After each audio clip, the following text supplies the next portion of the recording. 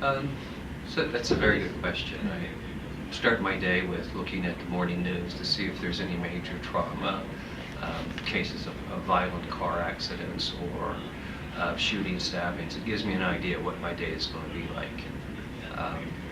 And then once I come in, I review or I do rounds in the pediatric intensive care unit and on the adolescent unit. It kind of pretty much tells me how my day is going to be. Sometimes it means kids and families going through the last phases of life, death kinds of thing, end-of-life issues. Where I'll spend most of my time providing direct support for them and to them during those last parts of their lives. Sometimes it might mean something as simple as arranging transportation home by ambulance, cab, or whatever. So it spans the whole spectrum of life and death kinds of issues.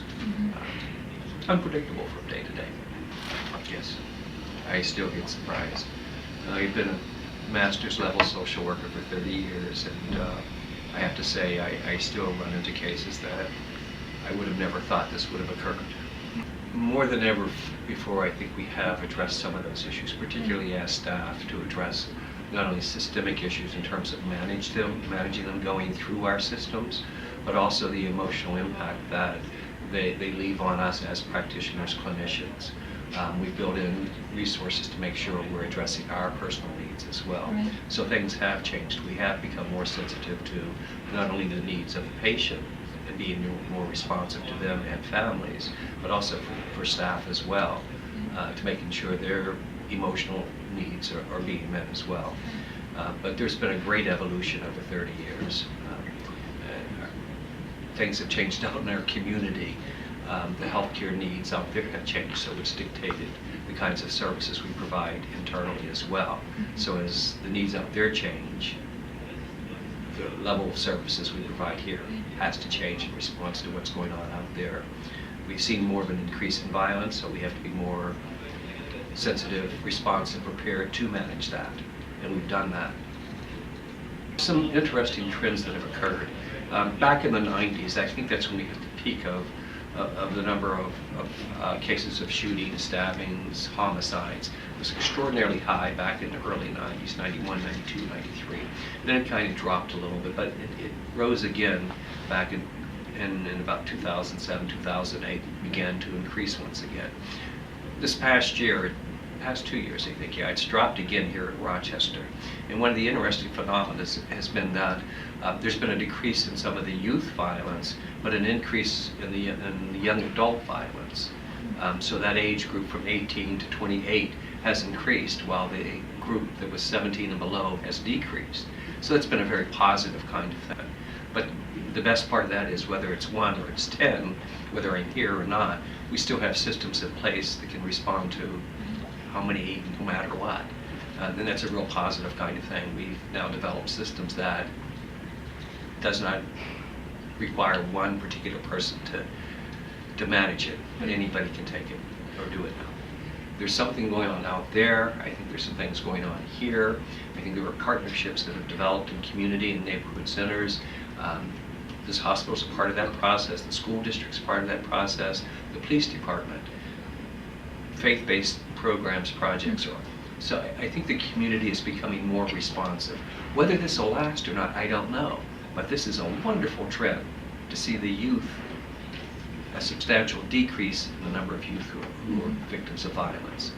Still not very positive that the adult population, those 18 and beyond, a substantial increase. I think most people choose working in pediatrics and children because of our need, our desire, our want to protect and help youth. Where it comes into conflict is because there's a lot of empathy, compassion that goes with our care. And you don't want to take that out of the job. That's what makes us most effective as clinicians, as families are going through the most difficult parts of their lives with their child. So you don't want to take that out necessarily, but you do have to build in supports and ways of coping and managing. One of the things that we have to do in our own personal life is to make sure we do have an effective support system. We do have the right connections that can kind of help return and feed us at the same time. there are also parts of our system that allows us to, and matter of fact, we're encouraged to, is to use supervision, co-workers, whatever, to debrief. Our psychiatry program and our chaplaincy program takes a lead in that, and to debrief around cases that are extremely emotionally laden. So we have tried to put those things into place.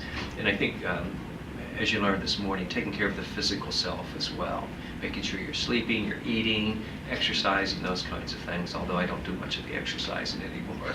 But the sleeping, the eating, recreating, spending quality time with your family, building up what's been kind of taken down from you. I read the violence that occurs in Oakland and in Puerto Rico and in Chicago and in various other major cities. I don't know that we're much different than any other city. I think that from what I've seen, though, and no particularly of Chicago and Oakland, there's an entrenchment of some of the gangs, the super gangs, that appears to be a level of viciousness that is beyond what occurs in Rochester. I have to say there's some parts of what's been described in Chicago and Oakland as being very scary in a way. I don't know that we have that level of just viciousness and brutality. Although death is death and loss is loss, but there seems to be a different level of qualitative thing that's occurring in Chicago, I think. Mm-hmm.